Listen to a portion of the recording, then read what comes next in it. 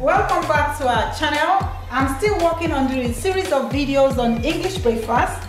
I'm adding some vegetables to the mix, to the menu, and I've got some mushrooms.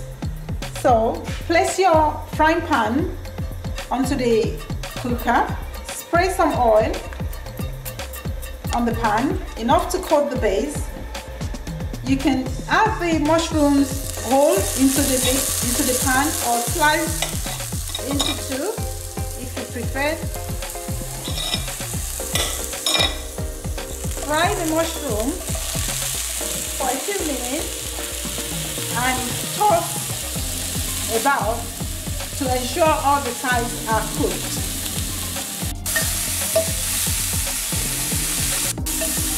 The mushroom is now ready. You may also steam the mushroom if you prefer.